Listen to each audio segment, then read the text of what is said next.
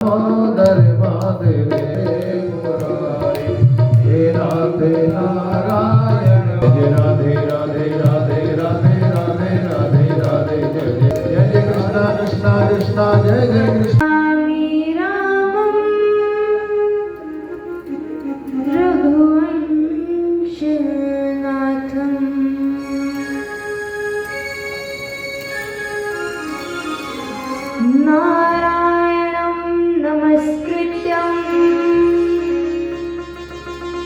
नरं चैव नरोत्तमं देवीं सरस्वतीं व्यासं ततो जयमुदीरयेत्। श्री गणेशाय नमः। तब कन्हैया कहते हैं कि मैया तुम्हें दूध प्यारो है या पूत? मैया कहती कन्हैया ये भी कोई सवाल है? अरे मोहे पूत प्यारो है, तू प्यारो है मोहे। कन्हैया ये सुनकर प्रसन्न हो गए कि मैया मुझसे कितना प्रेम करती है। थोड़ी ही देर बाद यशोदा मैया ने चूल्हे पर दूध चढ़ाया। वो दूध में उबाल आती है कि मैया कन्हैया को रखती हैं और दूध को बंद करने जाती है। कन्हैया ऐसे देखे तो मुंह फुला ली। अभी तो मैया ने कहा कि मोहे पूत प्यारो है और अभी दूध में उबाल के आई भाग गई। भगवान गुस्सा हो गए कि मैया मुझसे प्रेम नहीं करती क्या? गुस्सा हो गए तो जितनी भी माखन की मटकियां थी वो फोड़ दी, सब फोड़ दी और ओखल के ऊपर चढ़कर वो पक्षियों को खिलाने लगे। मैया ने देखा कि ये हाल किसने किया। अरे कन्हैया तू अब ये भी करने लग गया, ये सारा माखन माखन तूने गिर दिया। तेरी दिन भर शरारतें बढ़ती जा रही हैं, अब तुझे सजा देनी ही पड़ेगी, नहीं तो तू ऐसा ही शरारती हो जाएगा।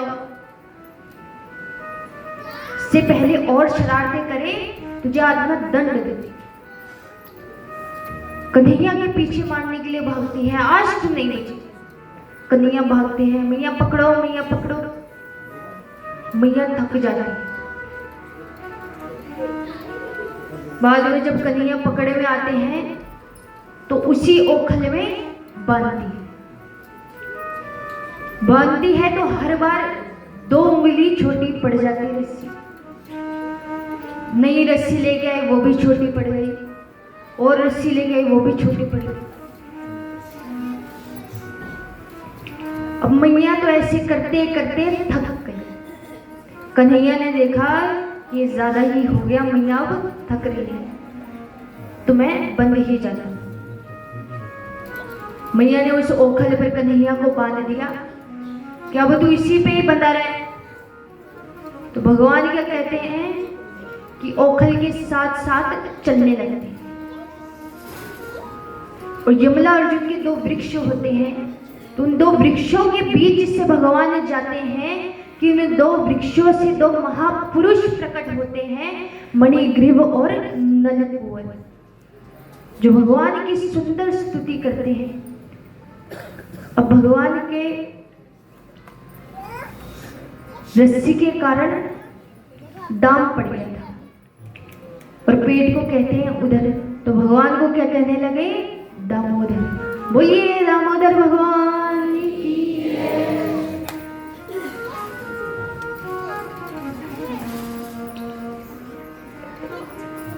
तो महाराज एक बार भगवान ने तो मैया को पूरे ब्रह्मांड का दर्शन अपने मुख में कर।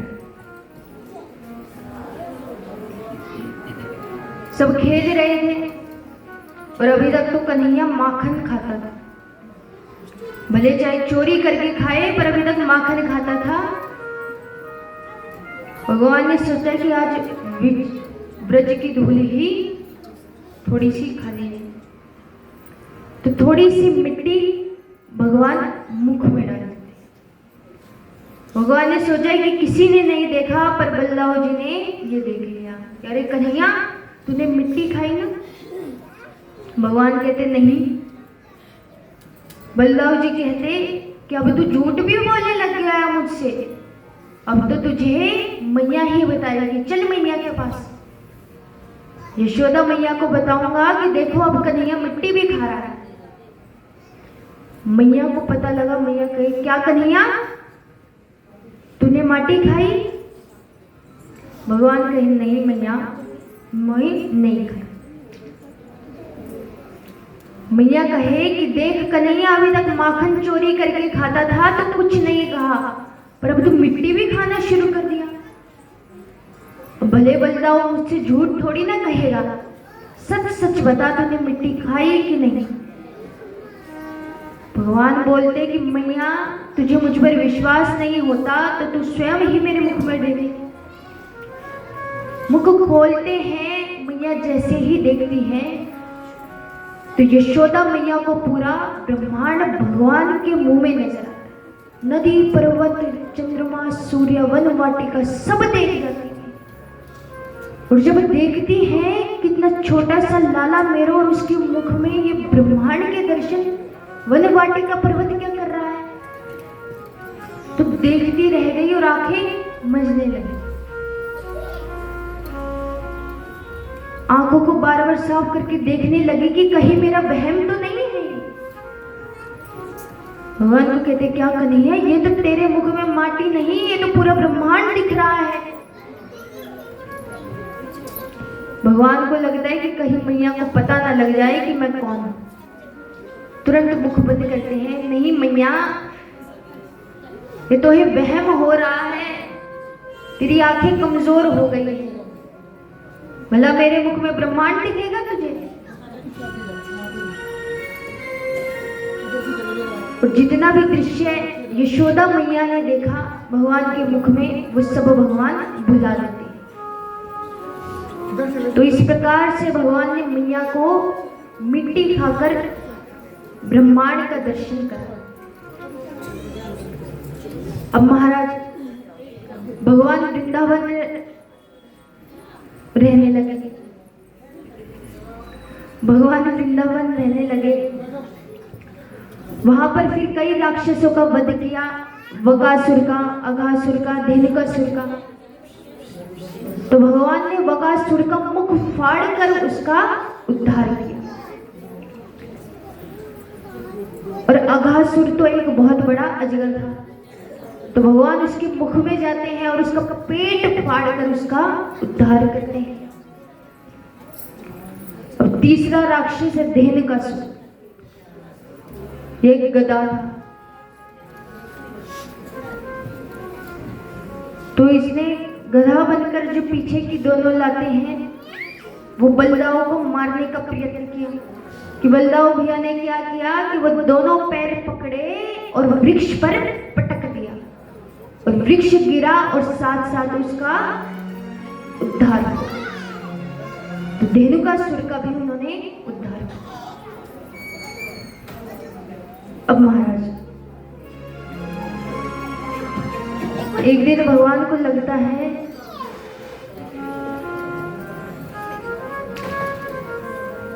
कि कालिया नाग के कारण नदी दूषित हो रही। नदी का जो पानी है वो विष में बदल रहा है, और जब वो जल गौ माता पी रही है तो वो मर जा रही है, मूर्छनावस्था में चली जा रही है, अस्वस्थ हो जा रही है। तो इस काल्यावन का तो कुछ करना पड़ेगा। तो उन्होंने कहा कि मुझे तब इसका उद्धार करना पड़ेगा जब बलदाऊ जी मेरे साथ ना, क्योंकि बलदाऊ भैया क्या है, शेषनाग। अब कहीं वो अपने नागों का पक्ष न ले ले, तो इससे पहले है कि जब ये ना हो तब मुझे ये कार्य करना। तो बलदाऊ जी का जन्म दिवस होता है, घर पर सब खूब नाचते हैं, भजन कीर्तन करते हैं, और भगवान अपने साथियों और मित्रों के साथ क्रीड़ा करने के लिए उस नदी के समीप चले गए। अब अब खेलते हैं तो जो गेंद है वो नदी में गिर जाती है। नदी में गिर जाते हैं तो भगवान कहते हैं तुम चिंता मत करो, मैं लेकर आता।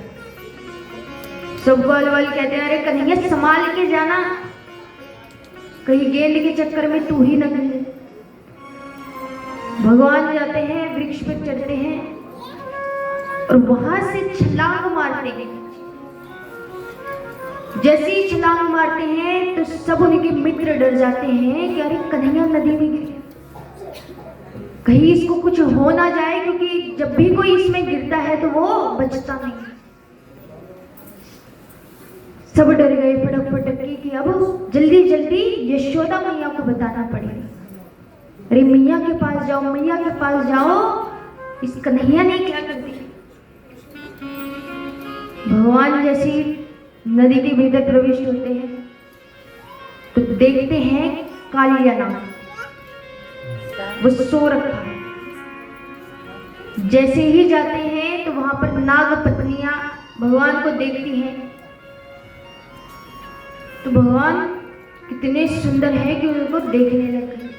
कह रहे बालक तुम तो बड़े सुंदर हो और तुम इस नदी में कैसे आ गए। अगर इन कालिया नाग की हमारे पति की निद्रा खुल गई तो ये तुम्हें नहीं छोड़ेगी। इससे पहले कि इनकी नींद खुले तो तुम यहां से चले जाओ। अरे तुम तो बड़े ही सुंदर हो बालक, मैं तुम्हें समझा रही हूं, यहां से चले जाओ।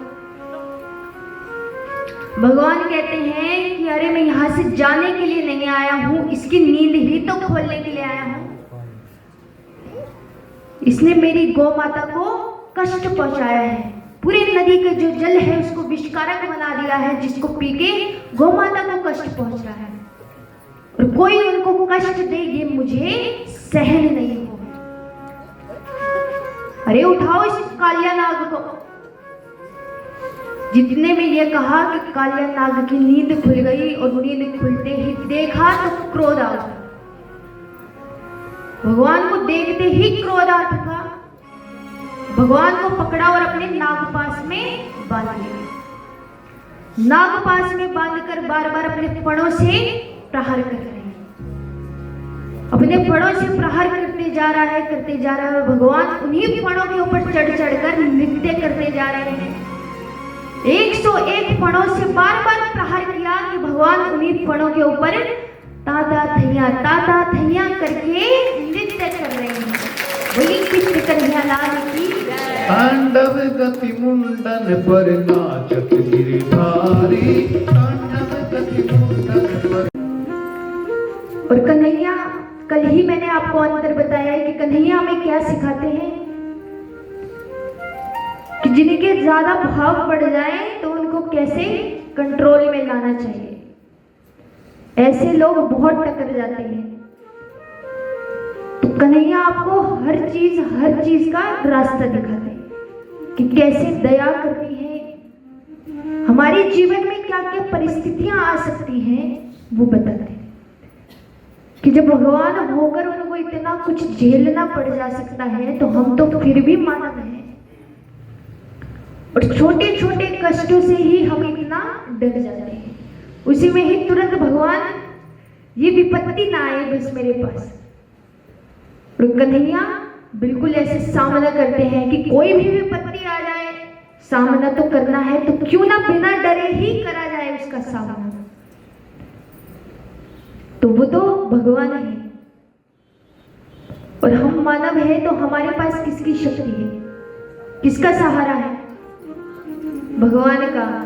तो हम निडरता से किसी का सामना कर सकते हैं कि कोई भी विपत्ति आए तो अरे मुझे किस बात का डर, क्योंकि मेरे साथ तो पीछे मेरा साथिया जो हर विपत्ति में साथ देता है कन्हैया है।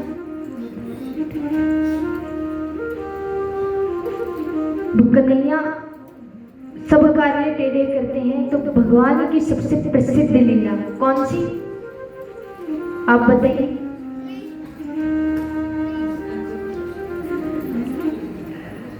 बोलिए सबसे प्रसिद्ध लीला क्या है भगवान? माखन चोरी लीला। कन्हैया को क्या पसंद है? माखन। और माखन भी चोरी का पसंद है उन्हें। माखन भी अपनी मेहनत से जब वो चुराते हैं ना, वो माखन खाने में जो आनंद आता है वो।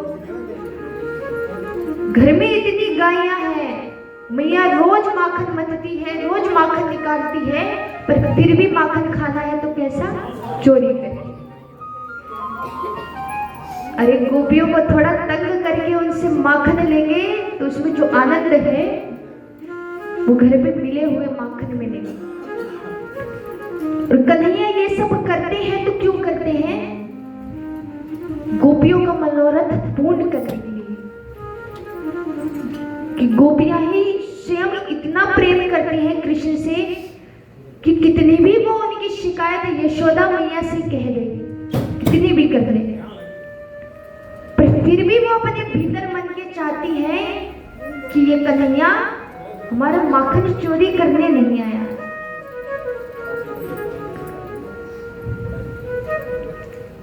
तो महाराज ऐसी ही तिरछी चितवन वाले कन्हैया की माखन चोरी लीला आप श्रवण करें। तो उस समय में माखन दही हांडी के एक कमरे हुआ करते, एक अलग सा कमरा होता था। तो जितना भी माखन होता था, दही मती जाती थी, वो सब उसी कमरे में रखा जाता था। और थोड़ा सा नहीं होता था, कई सारी मटकियां भरी होती थी। तो भगवान तैयार हो गए कि अब माखन चोरी किया जाए। तो प्रारंभ अपने ही घर के माखन के स्थान से करते हैं कि अपने घर से ही पहले चोरी कर माखन खाएं, फिर दूसरों का माखन चुराएं। तो छोटो सो कन्हैया माखन के कमरे के भीतर जाते हैं। सामने ही माखन की मटकी पड़ी थी, उस मटकी को अपनी ओर खींचते हैं, मटकी में हाथ डालते हैं, एक नवनीत निकालते हैं, माखन का गोला। अब जैसे ही वो नवनीत निकालते हैं तो उनके सामने एक दर्पण पड़ा, कांच का टुकड़ा दर्पण जैसा ही था वो। भगवान को नहीं पता कि ये क्या है, उन्होंने स्वयं को कभी देखा ही नहीं है। अभी वो छोटे से कन्हैया,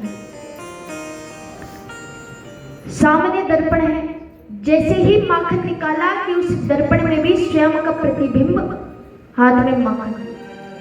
जैसे ही देखा कि तुरंत माखन का हाथ पीछे। अब जैसे ही हाथ पीछे तो उस प्रतिबिंब का भी हाथ पीछे हो गया। कन्हैया ने देखा तो कहा, अच्छा मैया ने माखन की रखवाली खातिर एक छोरा भी धरो है, कहीं कोई माखन न ले जाए तो इस रखवारी में इसको धरो। उसकी तरफ देखते हैं, स्वयं का प्रतिबिंब है, पर नटखट से कन्हैया को पता ही नहीं। देखते हैं, कहते हैं, देख तू भी छोरो और मैं भी छोरो, तो ये माखन हम मिल बांट के खाएंगे, तो बस मैया को मत कहिए, तो ही भी दूंगा मैं, माखन अकेले नहीं खाऊंगा। अब जैसे ही माखन का हाथ आगे निकालते हैं कि प्रतिबिंब का भी हाथ आगे देखते हैं तो कहते हैं, अरे मैया ने तो ही रखवारी खातिर रखो है और तू भी चोर निकला, तू ही माखन चुरा रहा है। चल कोई बात नहीं, चोर चोर मौसेरे भाई, तो तू भी माखन खा ले और मैं भी खा लूंगा, और मैया को मत बताइए, मैं भी नहीं बताऊं। अब स्वयं से ही भगवान बात कर रहे हैं। पीछे दरवाजे पर खड़ी यशोदा मैया सब देख रही है कि छोटो सो कन्हैया ऐसे बैठो है और स्वयं से बात कर रहा है। मैया को बड़े प्यारे लग रहे हैं।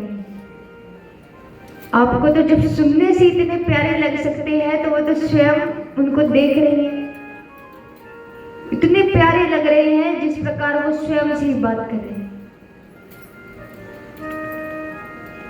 तो मैया आवाज लगाती, अरे ओ कन्हैया जरा इधर तो आ। भगवान डर गए कि मैया आ गई। भगवान कहे हाँ मैया। यशोदा मैया कहे कन्हैया कहाँ है तू? मैया मैं यहाँ बैठू। यशोदा मैया कन्हैया के पास आती। अब कन्हैया ऐसे हाथ में माखन का नवनीत और मैया को देखते हैं। कहते मैया मोहे इस माखन का इतना सो भी लालच नहीं है, मोहे कोई भी लालच नहीं है इस माखन का। अब मैया को तो सब पता है।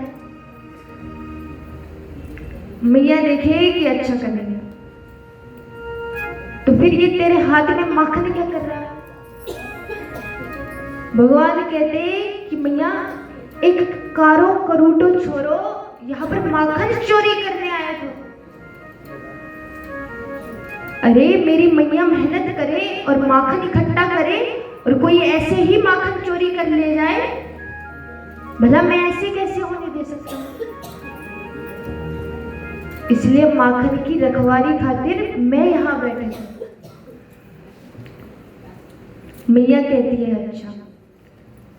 अब भगवान कहे इससे पहले ये जो सामने चोर है ये कुछ बताए तो मैं ही बता देता हूं। तो भोले भाले बन गए मैया के साथ।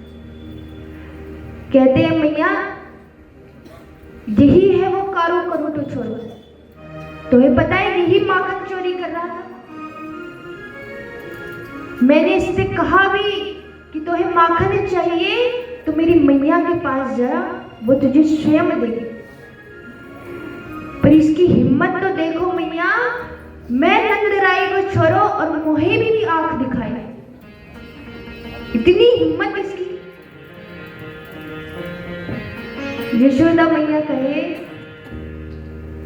अच्छा तो इतनी बातें कर रहा है, मोहे भी बताए कि कहाँ है ये कारो करूटो चोर। मैया का हाथ पकड़ते हैं कि वो है मैया, कारो करूटो छोरो वही चोर है। मैया देखती है, मैया कहती है अरे कन्हैया ये कारो करूटो छोरो और कोई नहीं तू ही है। भगवान कहे क्या मैया ये मैं हूं, कैसे? तो यशोदा मैया उनको गोद में उठा ली। कहते कन्हैया देख तेरी मैया ने तुम्हें गोदी में उठाया और सामने उसको देख उस चोर की माई ने भी उसको गोदी में उठाया। अब भला तेरी मैया और उसकी मैया एक थोड़ी हो सकती है, पर तू देख रहा है कि तेरी मैया यहां भी खड़ी है और वहां पर भी नजर आ रही है। इसलिए कन्हैया ये कोई चोर नहीं, ये प्रतिबिंब है और जो चोर है वो मेरी गोद में है और उसी चोर का प्रतिबिंब ये है। मैया इस प्रकार से कन्हैया को समझाती हैं कि वो एक दर्पण है जिसमें स्वयं का प्रतिबिंब दिखता है। अब भगवान समझ गए और इसी बीच मैया ये भूल गई कि कन्हैया चोरी करने आया था, उनकी सारी बातें भूल गई। भगवान बड़े प्रसन्न हो गए कि चलो माखन नहीं खाया, भोग नहीं लगाया तो कोई बात नहीं, पर कम से कम पकड़ा तो नहीं गया, बच गया। नहीं तो आज यशोदा मैया से सुननी पड़ती। ऐसे है नटखट से कन्हैया। तो भगवान की कई माखन चोरी ले गए।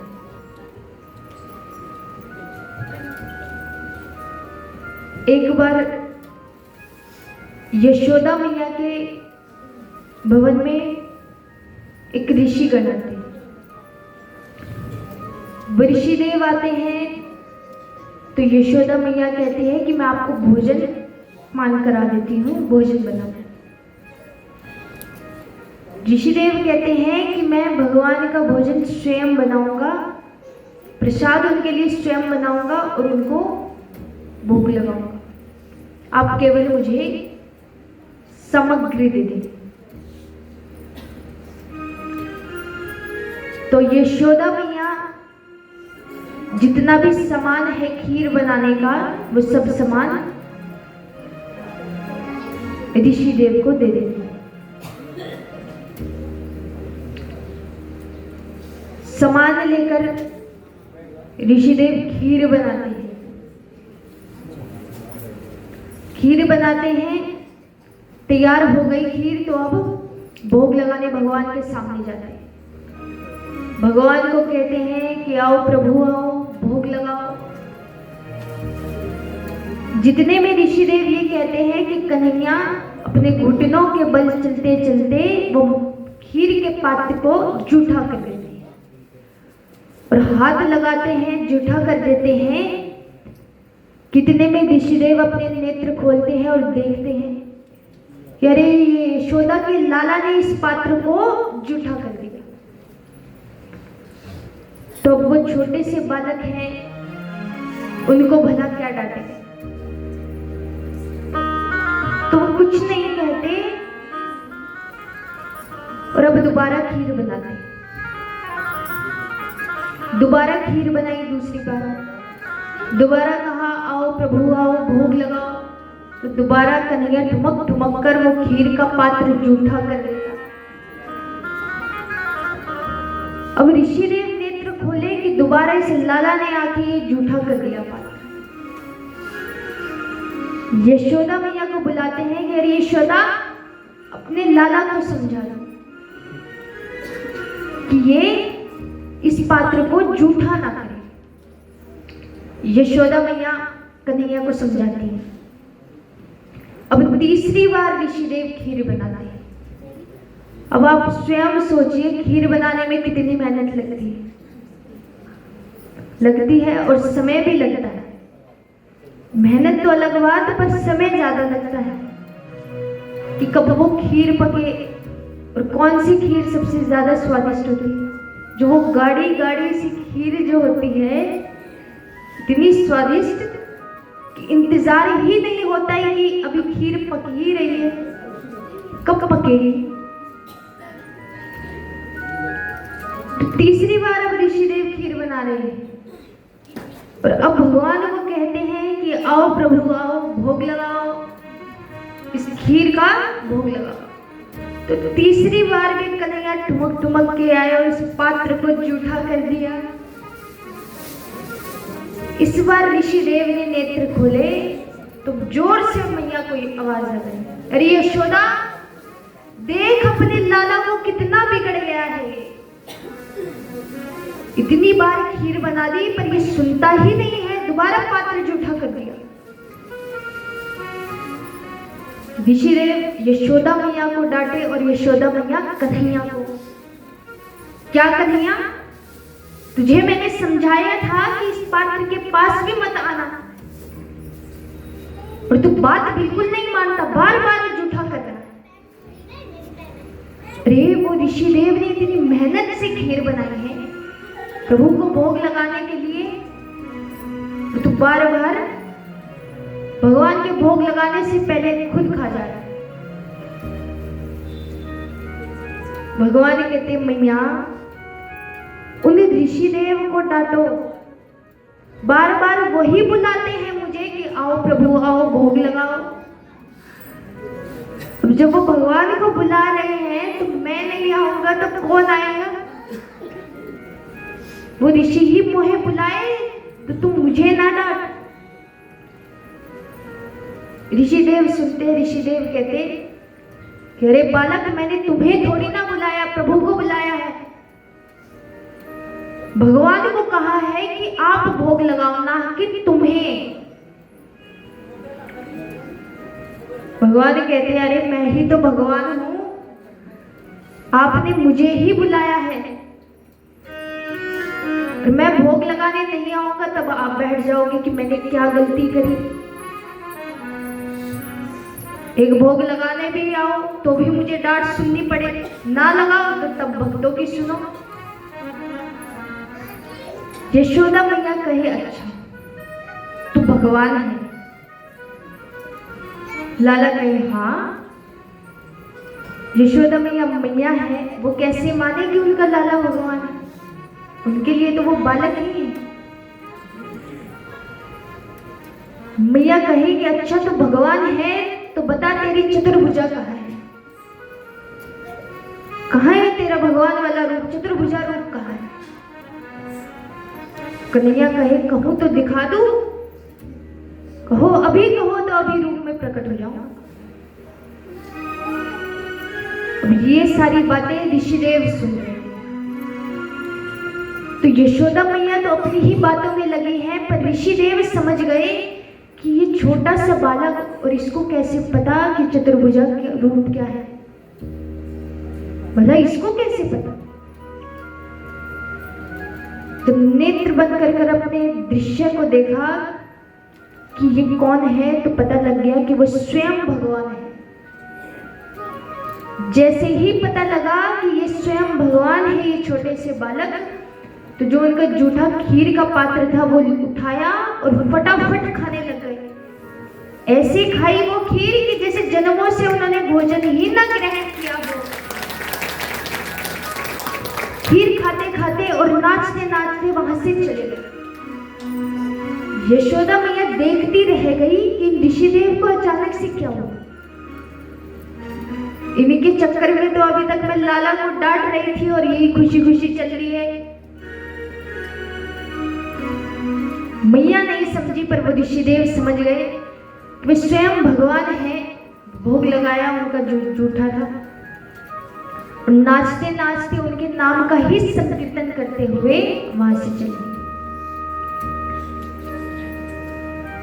तो ऐसे छोटे से कन्हैया है नटखट से कि जब आप उनकी लीलाएं श्रवण करेंगे तो आपके चेहरे पर केवल मुस्कान होगी, आपकी सिर्फ दो धुएं दिख रही होंगी। जैसे अभी आप सबके दांत दिख रहे हैं, वैसे ही बोलिए कृष्ण कन्हैया लाल की, बोलिए राधे राधे। कन्हैया की लीलाएं सुन के प्रसन्न है तो राधे राधे में जोश होना चाहिए। बोलिए राधे राधे।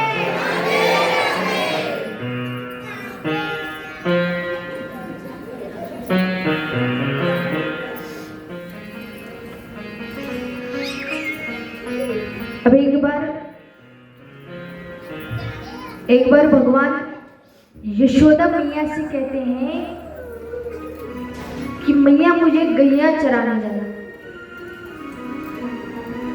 मैया कहती लाला तू अभी बहुत छोटा है, जब तू थोड़ा बड़ा हो जाएगा तो तब तू गैया चराने जाना। भगवान कहे नहीं मैया, मुझे गैया चराने जानो है तो जानो।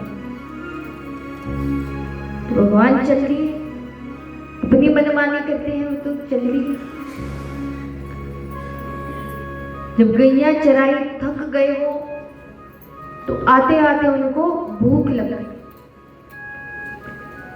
देखा कि सामने दो गोपियां जा रही थी। दो गोपियों के सिर में दो बड़े बड़े मटके माखन के भरे हुए थे। वो मथुरा से बेचकर जो बचा हुआ माखन आ जाता है, वो लेकर वो अपने घर की ओर जाए। कन्हैया ने देख लिया, अब भूख तो पहले से लगी है, सामने माखन हो और पेट में भूख, तो कन्हैया रोक ना पाए खुद को। गोपियों को कहते हैं कि अरे सखी, जो माखन है थोड़ा सा माखन मुझे भी दे दे, मुझे माखन खाना। गोपिया कहती कि अरे लाला तू एक बात बता, तू इतना माखन खाता है, इतना माखन खाता है, फिर भी तू कारो को कारो ही है, तो भला हम तुझे माखन ये दे दे, हमारा क्या फायदा? और खाकर तू गोरा होता है तो बात भी है, इतना माखन खाकर फिर भी तू कारो है। जैसे ही भगवान ने ये सुना, कन्हैया ने सुना कि इन गोपियों ने मुझे कारा बोला, मेरे रंग पे बात करी है, तुरंत पत्थर चका और उनकी दोनों मटकी फोड़ दी। और जितना भी माखन था उनके ऊपर गिर गया। अब कन्हैया कहते कि बना दिया तुम्हें गोरी मैंने, हो गई खुश।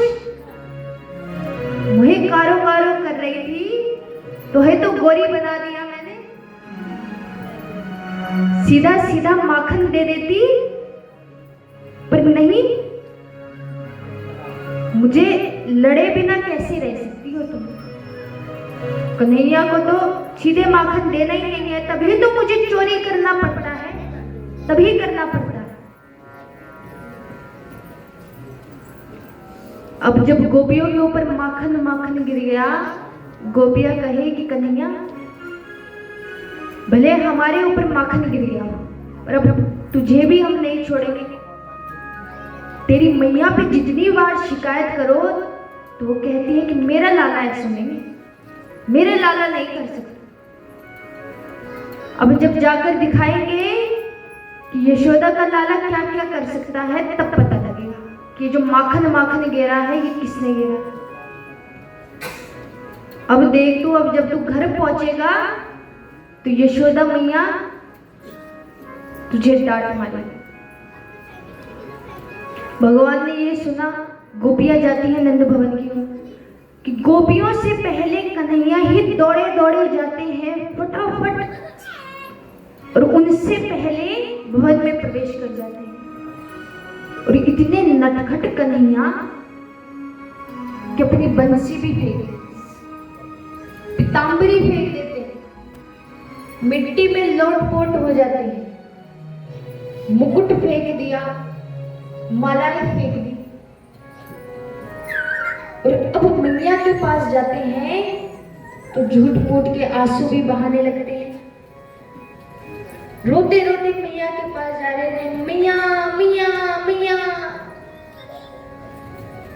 यशोदा मैया को तो अपना लाला सबसे ज्यादा प्यारा है, कोई कुछ कह के तो दिखाए।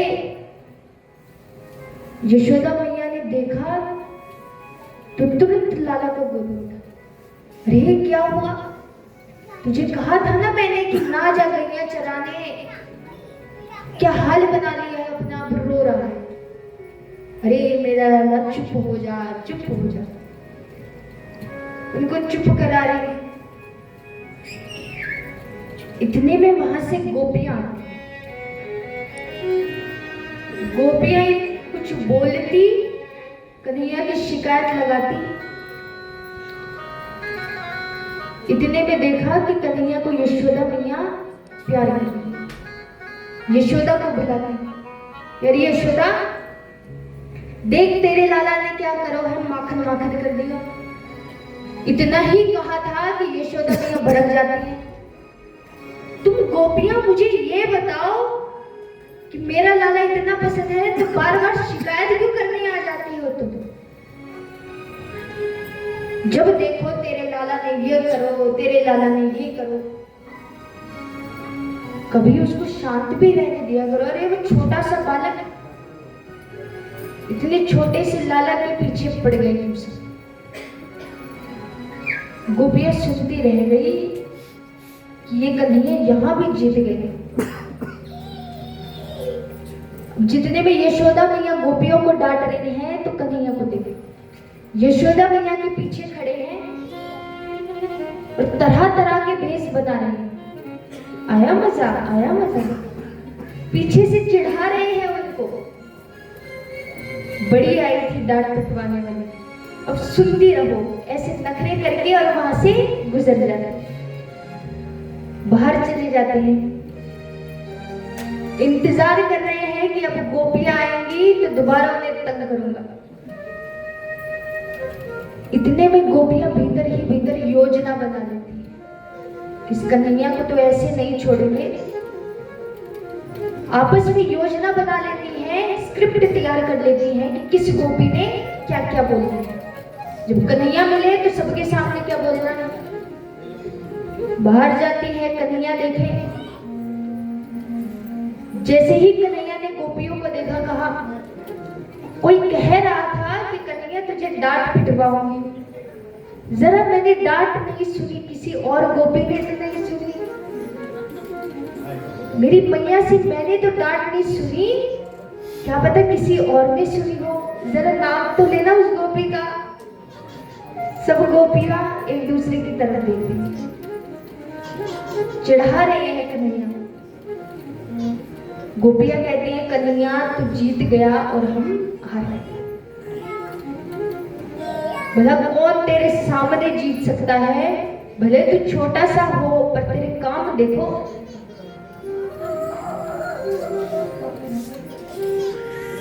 दूसरी गोपी कहती है कि हाँ कन्हैया, तेरे सामने भला पता नहीं कौन ही जीत सकता है। हर किसी गोपी को तर्क देता है। अब सभी गोपियों ने स्क्रिप्ट तैयार कर रखी है कि किसने क्या बोलना है, तो सब वो जानबूझकर ऐसी बातें कर रही है। पहले कन्हैया की खूब प्रशंसा करी, पेड़ में चढ़ा दो पहले कन्हैया को। फिर तीसरी गोपी बोली कि कन्हैया तुझे पता है कि वो प्रभावती ताई कह रही थी कि तुमने इसको ज्यादा छूट दे रखी है, तुमने छूट दे रखी है तभी वो तुम्हारे साथ ये काम करता है, तुम्हारा माखन चोरी करता है। आज तक वो कन्हैया मेरे पास नहीं आया, हमारे घर का माखन नहीं चोरी किया। कन्हैया कहे हैं अच्छा ऐसा उस ताई ने कहा है, तो चलो गोपियों तुम कल शाम को प्रभावती ताई के घर के बाहर आ जाना, घर के पीछे आ जाना, तो उनके घर का ही माखन मैं तुम्हें खिलाऊं।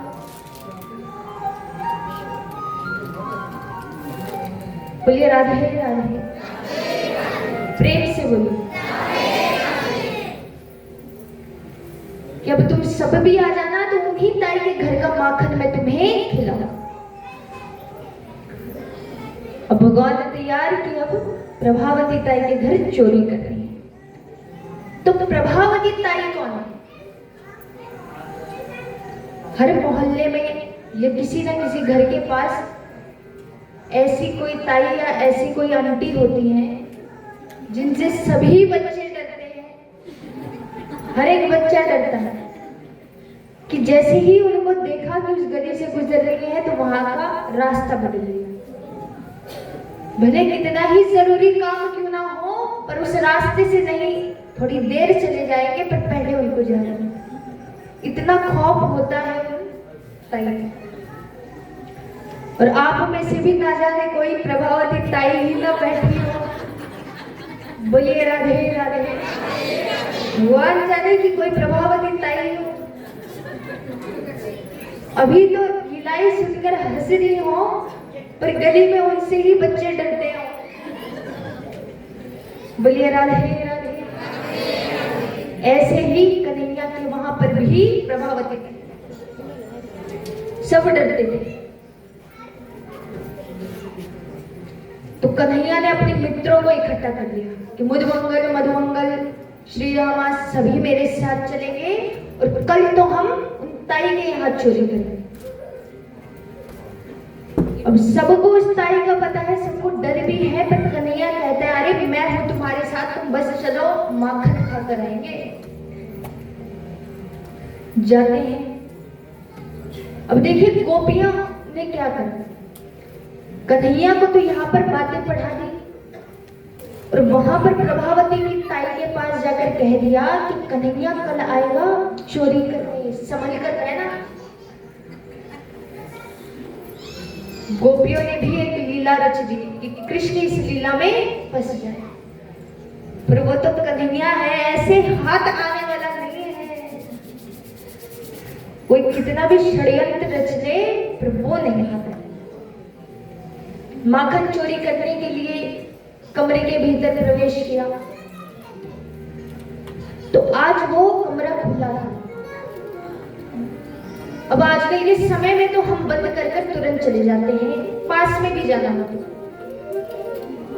पर उस समय में खोल कर भी जा सकते थे। इतना भय नहीं था, सब आपस में परिवार की तरह ही रहा करते थे। तो कन्हैया ने सोचा कि ताई अभी कहीं गई हुई है तो तुरंत माखन चोरी कर लिया जाए। भीतर जाते हैं, सभी मित्र मिलकर एक के ऊपर एक चढ़ जाते हैं। सबसे नीचे मधुमंगल उनके मित्र, उसके ऊपर भी, और सबसे ऊपर कन्हैया।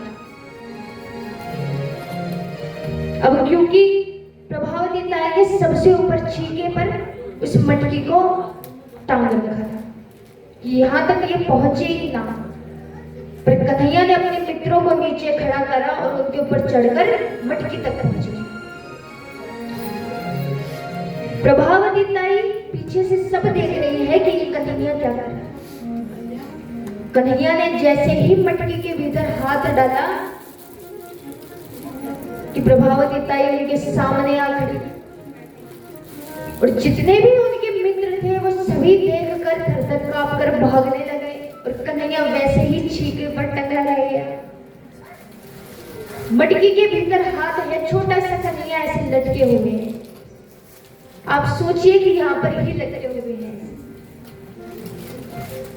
और सारे मित्र तो छोड़कर भाग गए। प्रभावती ताई सामने और कन्हैया ऐसे हाथ डाला। ताई को देखकर कहते हैं, ताई जरा मोए नीचे तो उतार, मुझे पता है तू डांटेगी, पर पहले मुझे नीचे उतार। अगर मैं गिर गया तो मेरी मैया नहीं छोड़ेगी, देख लेना, पहले मुझे नीचे उतार।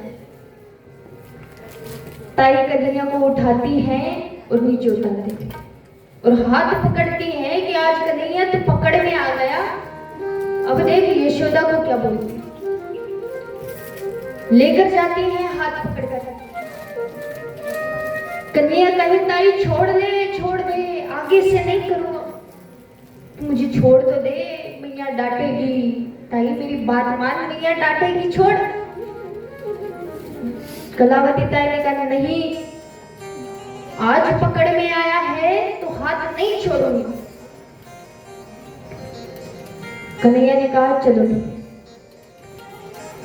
तो एक काम करो ताई, कि ये जो पल्लू है ये मेरे मुख पे रख। यदि तू ऐसे लेकर जा रही है, किसी ने देख लिया तो लोग क्या कहेंगे? कहेंगे कि नंदराय का छोरो चोर है। ताई ने कहा कि लोग कहेंगे क्या, उनको तो पता है कि अरे नंदराय का छोरो चोर ही है, माखन चोरी करता है। कन्हैया कहेगी, ताई मेरा ब्याह नहीं होएगा, कौन ब्याह करेगा मुझसे? ब्रिजवासी में से किसी ने या बरसाने से देख लिया और मेरा ब्याह नहीं हुआ, तब बताऊंगा ताई। अभी तो इतने से माखन में मुझे डांट रही है, तब देखना इस कन्हैया की शरारतें। इसलिए ये पल्ला मेरे मुंह पर डाल दे और तब ले जाओ। दिखाना है तो यशोदा मैया को बताना है ना, बाकी किसी को तो नहीं, तो मुंह पे पल्लू डालो। ताई ने कहा, चलो ठीक है। उसकी बात मानी कन्हैया की और मुख पर पल्लू डाला। हाथ पकड़े यशोदा मैया के पास जाते हैं कि अरे यशोदा, ये देख तेरे लाला ने क्या किया, जरा बाहर तो आ। यशोदा मैया कहती है, मेरा लाला? अरे वो तो भीतर सो रहा है, वो तो भीतर सो रहा है। कलावती ताई कहे कि कन्हैया सो रहा है, जरा बुला तो सही अपने कन्हैया को। यशोदा मैया बुलाती है, अरे कन्हैया जरा इधर तो आना। तो भगवान की एक्टिंग देखिए, भगवान सर्वगुण संपन्न है, तो भगवान की चाल ढाल देखिए कि आते हैं नींद में और आंखों को मीचते मीचते आते हैं कि हाँ मैया बुला रही थी। काहे को बुलाया हुए? आंखें मीचते हैं। प्रभावती ताई कन्हैया को देखती है तो देखते रह गई। अब ये नहीं कि कन्हैया बच गया, ये सोच रही है कि कन्हैया यहाँ पर है तो मेरे पल्लू के नीचे कौन है। अब डर डर के तो वो पल्लू ऊपर उठाया, और पल्लू उठाया तो उस पल्लू के नीचे कलावती ताई के ससुर जी थे। बोलिए कृष्ण कन्हैया लाल की। ऐसे से कन्हैया। अब देखिए चोरी करी तो कितनी साफ से। कहते हैं ना कि कोई भी कार्य करना हो तो दिमाग तो उसमें भी लगाना पड़ता है। हम चोरी कर रहे हैं तो दिमाग वहां भी लगेगा। कन्हैया का दिमाग देखो कि उनके ससुर जी की दाढ़ी में भी माखन लगा दिया, हाथों में भी माखन की, ऐसा लगे चोरी इन्होंने ही करी है। बिल्कुल साफ ढंग से। ऐसे हैं नटखट से कन्हैया। जब लीलाएं सुनेंगे तो ऐसे ही हंसते रहेंगे। बोले कृष्ण कन्हैया लाल की। आइए माखन चोरी लीला का थोड़ा छोटा सा भजन। किस प्रकार गोपियां शिकायत माँ यशोदा से करती और कहती हैं, वो ज्यादा सुने तो प्रभु प्यार की छैया मानी के नाव चलेगा, अब पतवार पकड़ ले तो, अब पतवार पकड़ ले प्रभु, अब पतवार पकड़ ले। वो मेरा रास्ता रोशन कर दे, मेरा रास्ता रोशन कर दे। छाई अंधियारी रात बिना हो तो दीजिए, बिना हो तो दीजिए जन्म जन्म का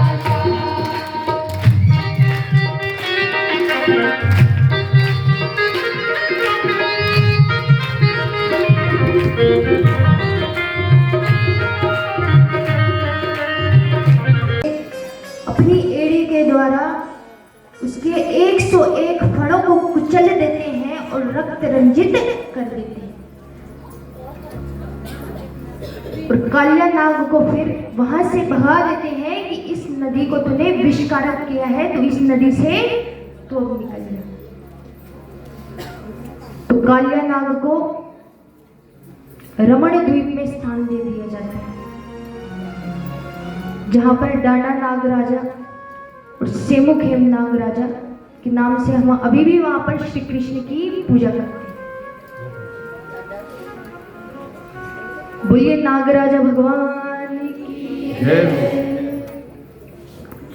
तो महाराज इस प्रकार से भगवान ने गौ माता की रक्षा करी।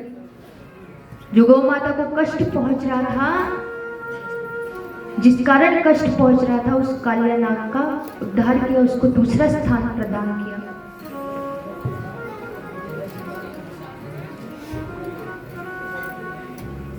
अब दीपावली का अवसर है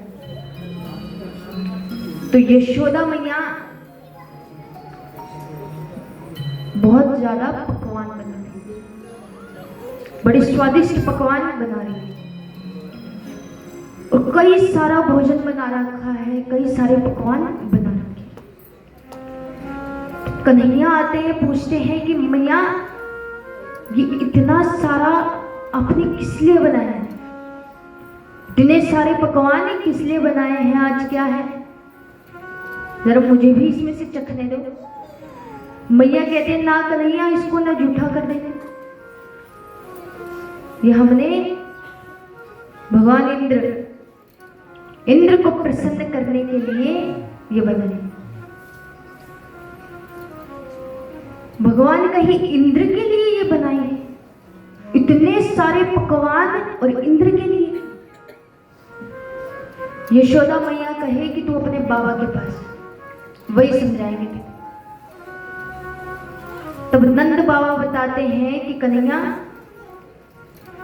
ये इंद्र के लिए इसलिए है कि इंद्र जब प्रसन्न होगा इनसे तो वो वर्षा करेगा। वर्षा करेगा तो हरी हरी घास होगी, गौ माता चरेगी, ढेर सारा दूध देगी, ढेर सारा माखन होगा, फसलें होंगी। और यदि पानी ही नहीं होगा तो यहाँ पर भूखमरी फैलेगी। तो इसलिए इंद्र प्रसन्न रहे, वर्षा करे, इसलिए उसकी पूजा के लिए ये सब भोग में बना रहे हैं। कन्हैया कहते हैं कि भगवान, कि बाबा फिर ये इंद्र के लिए क्यों बना रहे हैं? अगर पूजा करनी है तो अरे हमारे गोवर्धन महाराज की करिए। अरे क्योंकि जैसा कर्म करेंगे वैसा फल मिलेगा। भला इंद्र क्या करे? करना है कुछ तो अपने कर्म हम सीधे करेंगे, भगवान का नाम लेंगे, अपने गोवर्धन महाराज की पूजा करेंगे। आप इस इंद्र की पूजा छोड़िए,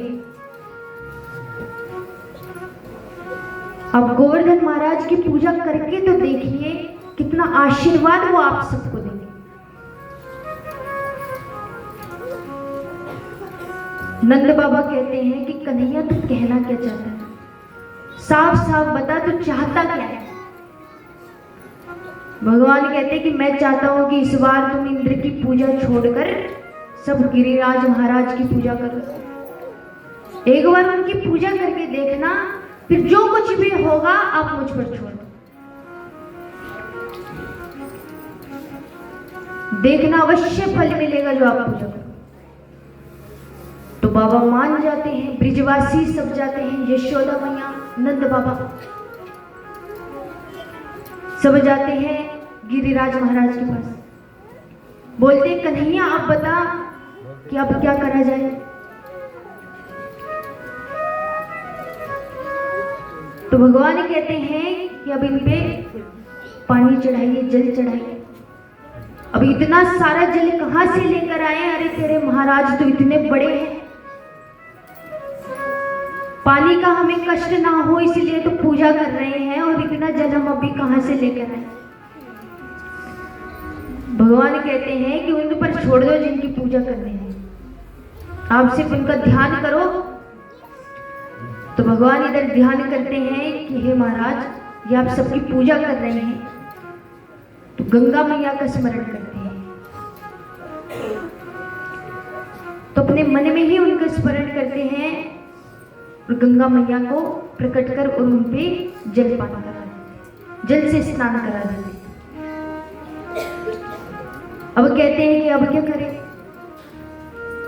कन्हैया कहते हैं कि जो आपने इतने सारे पकवान बनाए हैं, 56 भोग बनाया है, ये भोग आप लगाओ इनको। गिरिराज महाराज को ये भोग लगा, इनकी पूजा करो, तिलक करो, आरती करो। तो सब कर देते हैं, सब करने लगते हैं। एक एक करके सब ब्रिजवासी आते हैं, भोग लगा रहे हैं गिरिराज महाराज को, संकीर्तन कर रहे हैं उनके नाम का। अब कन्हैया कहते हैं कि बाबा हमारे जो महाराज है, भगवान है, ये प्रसन्न तब तक नहीं होंगे जब तक आप इनकी परिक्रमा नहीं करेंगे। तो कहते हैं कि 7 कोस। तो आप कहे तो आपको सुनाओ, सुनाओ, बोलिए राधे राधे। जितनी बार राधे राधे कहूंगी बोलना पड़ेगा तभी सुनाऊंगी। बोलिए राधे राधे। तो महाराज एक व्यक्ति था, उसका नाम था दानचंद। उसका नाम था दानचंद, पर जैसा उसका नाम था उसका विपरीत वो था। नाम तो दानचंद था, पर दान करने के लिए सबसे पीछे वो रहता था। दान से तो बहुत दूर रहता था वो, पर नाम उसका दानचंद। देखिए नाम भी देखिए दानचंद। उसकी पत्नी हमेशा कहा करती थी कि तुम दान किया करो, और बल्कि वो व्यक्ति बिल्कुल संपन्न था।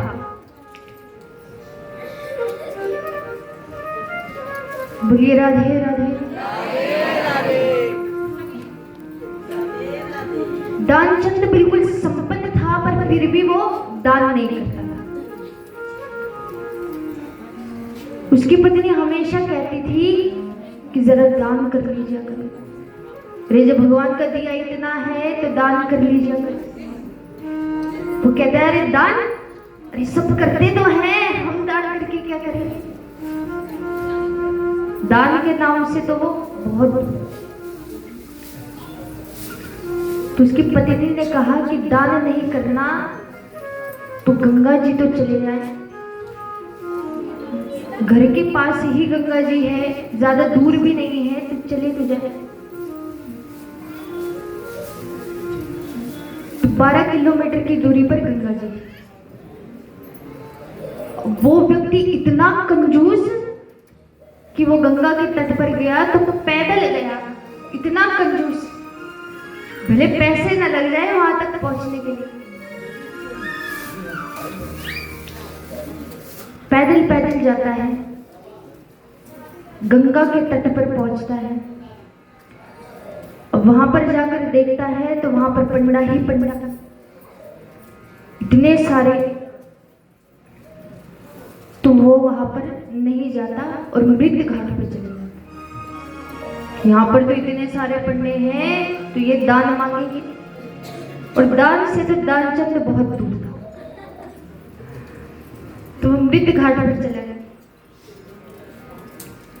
अब इतना विचित्र आदमी के एक वस्त्र पहनकर और वहां पर ही डुबकी लगाने लगा।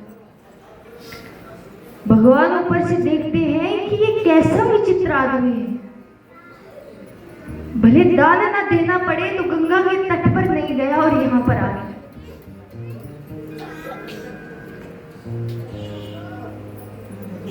तो जैसे ही वो डुबकी लगाता है और ऊपर आता है कि भगवान पंडे के वेश में आ जाते हैं कि यजमान की जय हो,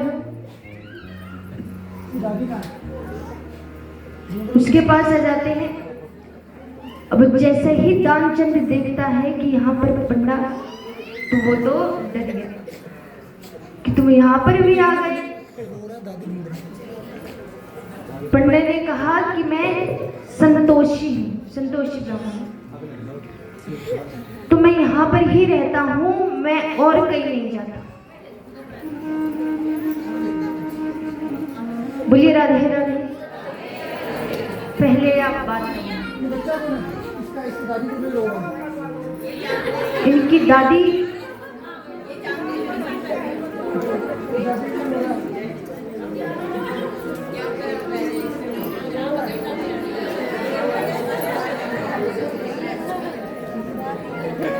दादी भक्ति में इतनी लीन हो गई कि बालक को ही भूल गई।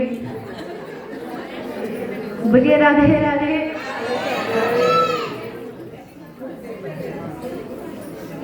दादी भक्ति अच्छी है पर बालक को ना भूल जाए।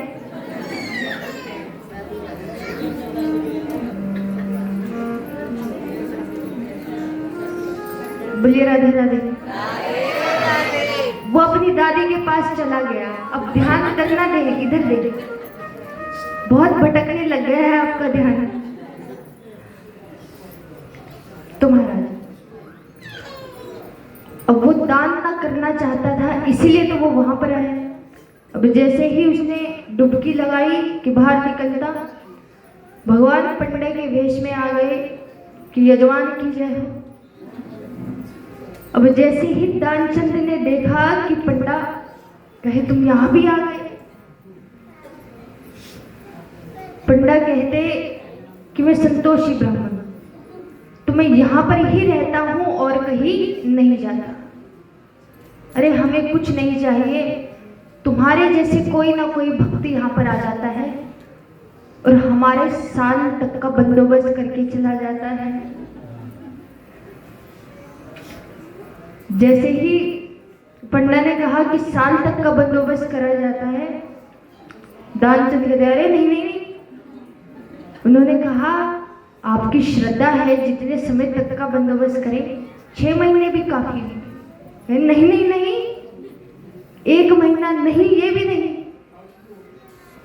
तो पंडा ने कहा कि ऐसे तो मैं तुम्हें जाने नहीं दूंगा, कुछ तो कुछ दान देना पड़ेगा, ऐसे नहीं जाने दूंगा, तब तक तुम यहाँ पानी से नहीं निकलोगे। तो दानचंद कहता कि ठीक है, पर मैं उधार में दूंगा, दान दूंगा तो उधार में दान दूंगा। पंडा ने कहा ठीक है। दानचंद कहता कि 1 धेला, का दान दूंगा। अब पंडा ने सुना तो ठीक है। दानचंद ने कहा कि अरे एक धेले के चक्कर में ये पंडा कहाँ ही आएगा, 12 किलोमीटर दूर, तब तक तो भूल भी जाएगा ये। वहां से चला जाता है। अब घर पर जाकर दानचंद थक हार गया, क्योंकि पूरे रास्ते पैदल चलकर गया और पैदल चलकर आया। पैसे बचाए उसने ताकि दान ना करना पड़े और पैसे न लगे, तो थक गया और अब आराम करता। जैसे ही सोने लगा था कि दरवाजे पर आवाज आ गई। पत्नी दरवाजे खोलने गई तो सामने पंडा। पंडा कहे, यजमान की जय हो, हमें अपने यजमान से मिलना है। दानचंद की पत्नी भीतर जाती है दानचंद के पास, कहती है कोई पंडा आए हैं आपसे मिलने। कहते हैं कि यजमान ने एक धेले का दान देना था। अब दानचंद कहे कि पंडा यहां भी पहुंच गया। पत्नी कहती है अरे दान दे दीजिए, क्या करेंगे। पंडा कहे नहीं नहीं, तुम एक काम करो, उनको कह दो कि मैं बीमार हूं, बीमार हूं कह दो, जाओ जाओ। पत्नी जाती है, पंडा को कहती है क्या कहे महाराज, उदास सा चेहरा बनाकर कहती है क्या कहे महाराज,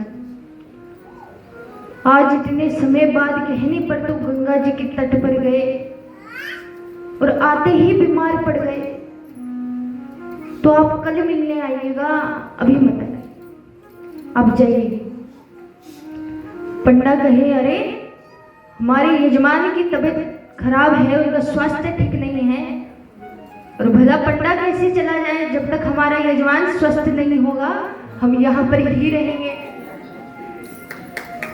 हमारी रहने की व्यवस्था यहाँ पर ही करें, तब तक हम भोजन वगैरह यहाँ करें। अब उसकी पत्नी जाती है, दानचंद को बताती है कि वो नहीं जा रहे, कहते हैं यही रहेंगे जब तक यजमान ना ठीक हो जाए। अरे दान कर दो। दानचंद नहीं नहीं, अभी भी नहीं कह रहा। दानचंद कहे जाकर उनसे कह दो कि मेरा पति मर गया, ये कह दो कि पति मर गया। अब उनकी पत्नी जाती है पंडा के पास, अब रोने लगती है, महाराज क्या कहे, हमारे पतिदेव चल बसे। अरे इतने समय बाद तो उन्होंने वहां पर स्नान किया था और चल बसे, क्या बताया। अब दानचंद में ये बात थी कि उसको श्वास रोकना आता था, योगासन आता था तो श्वास रोक सकता था। जैसे ही पंडा को ये बात बताई कि पति चल बसे, उन्होंने कहा राम राम राम राम, हरे राम, ये क्या हो गया, हमारे यजमान अब नहीं रहे। तो देवी आप कहाँ जाएंगे सभी लोगों को बताने कि पति नहीं रहे, हमें भी बता देते हैं, आप क्यों कष्ट झेले, कहाँ दर दर जाएंगी, हमें बता दें। तो सभी जगह हम फैला दी कि दानचंद मर गया, सभी आ जाओ उसके पास। सभी लोग इकट्ठा हो गए कि अरे दानचंद मर गया। अब उसको ले जाने लगे, अर्थी पर बिठा देते हैं, अब उसको ले जाने लगे। तो वो इतना विचित्र आदमी कि अभी भी श्वास रोके बैठा, अभी भी नहीं बता रहा कि मैं जिंदा हूं। और उसकी पत्नी अब रो रही है, अब उसकी पत्नी रो रही है कि पति को तो ये लेकर जा रहे हैं, अरे ये जिंदा है, जिंदा है, मत लेकर जाओ। लोग कह रहे हैं देवी हम समझते हैं आपको इतना मोह था उनसे कि आपको सब जगह वही नजर आ रहे होंगे। फिर क्या करें, वो तो पधार गए। पत्नी रो रही है कि नहीं महाराज, वो जिंदा है, मत लेकर जाओ। तब पंडा कहते हैं कि देवी इतना चिंतित मत होइए, मत रोइए। इस संसारिक नियम, अरे क्या संसारिक नियम, वो जिंदा है, जिंदे को लेकर जा रहे हैं। अब भगवान पीछे पीछे चल रहे हैं पंडा के भेष में। वो सोचते हैं कि ये कितना विचित्र है, अभी भी अपनी श्वास नहीं छोड़ता, अभी भी रोक के रखी है कि ताकि दान ना देना पड़ जाए।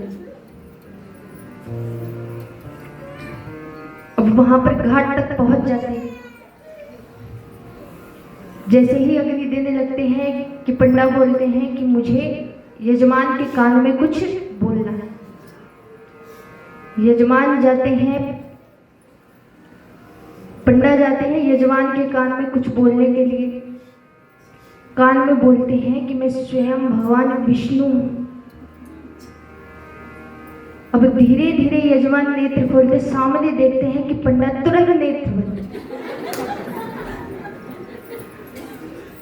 अब भगवान सोच रहे हैं कितना विचित्र है, बोल भी रहा हूं कि भगवान है सामने, तो डर के मारे दोबारा नेत्र बंद, कहीं दान ना मांग ले। भगवान प्रसन्न हो जाते हैं पंडा के वेश में जो आए हैं कि तू कितना विचित्र, आज तक मैंने कहीं इतना विचित्र व्यक्ति नहीं देखा जितना तुझे देखा। इतना सब खेल तूने रच दिया ताकि तुझे दान ना देना पड़े। तो तू बता, तू क्या चाहता है? जो तू मांगेगा वो मैं दूंगा। अब उस दानचंद्र के सामने भगवान समक्ष खड़े हैं। भगवान से कहता कि वो जो एक धेला था वो माफ कर दो, कि वो एक धेले का भी दान नहीं देना, वो भी माफ कर दो। भगवान कहे राम राम, तुझ जैसा भक्त तो कहाँ ही देखूं मैं। बोलिए राधे राधे। ऐसा भी कोई व्यक्ति है? अलग अलग लीलाएं हैं, अलग अलग भक्त लोग। बोले कृष्ण कन्हैया लाल की। आइए हम सभी भी ठाकुर जी से मांगते और क्या, ओ मेरे सर पर रख दो कान्हा। अब अरे यदि कन्हैया ही नहीं ठीक स्वस्थ रहेगा तो फिर हमारा क्या फायदा होने का? जितनी चरण रज चाहिए ले लो, फिर कन्हैया को ठीक कर दो।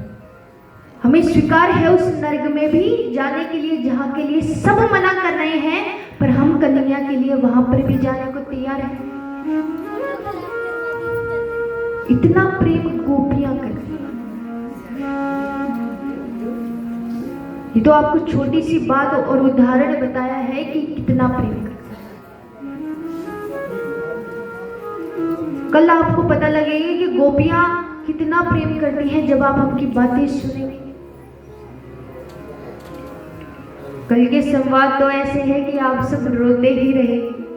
आज मैंने आपको जितना हंसाया है, कल आप कृष्ण की बातें सुनकर कन्हैया कैसे हैं, जितनी नटखटता वो करते हैं, जितनी शरारतें वो करता है, जिसे सुनकर हम प्रसन्न हो जाते हैं, वही कन्हैया का प्रेम कैसा है। जब कन्हैया का प्रेम हम जानेंगे कल, तो स्वयं आंसू आ जाएंगे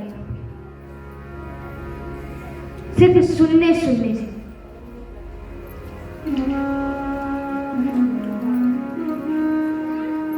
कोई बात नहीं, आप सब इमोशनल मत होइए इतना। बोलिए राधे राधे। आपको रुलाने के लिए थोड़ी ना ये बात मैंने आपको बताई, वो तो आपको गोपियों का प्रेम बताया मैंने, और उसका भी एक छोटा सा उदाहरण। पर देखिए इस धरती पे, जब प्रकृति पे कंप्लीट मैन पूरा एक हो, पूरी प्रकृति में एक ही कंप्लीट मैन हुआ, कौन? बोलिए तो भगवान का नाम लेने में भी कितना डरते हैं आप। सुनाई नहीं दिया मुझे, मेरे कान में शायद कोई दिक्कत ना हो गई हो।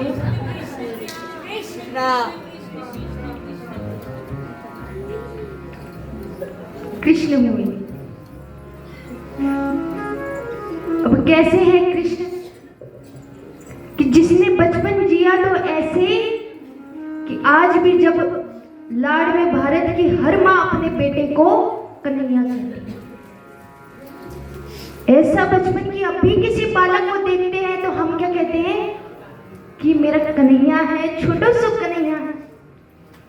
जिसने जवानी जी तो ऐसी कि इश्क में पागल लड़की को कॉलोनी में लोग क्या कहते हैं, अरे बड़ा कन्हैया बना फिरता है, खुद को बड़ा कन्हैया समझता है। और जिसने युद्ध रचाया तो ऐसा कि पंच निवासित बच्चों को विश्व की सबसे बड़ी अक्सुनी सेना के सामने विजय दिलाया। और जिसने ज्ञान दिया तो ऐसा, कैसा ज्ञान दिया, जिसने ज्ञान दिया तो गीता जैसा कि जिस पर 1000 नोबेल पुरस्कार भी कुर्बान है। ऐसे कन्हैया है जो सर्वगुण संपन्न है, ये कन्हैया।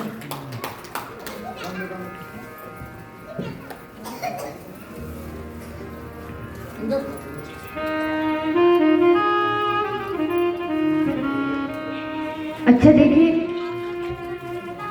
किसी ने कहा कि कृष्ण क्या है, कृष्ण क्या है, आप बताइए क्या है कृष्ण? भगवान।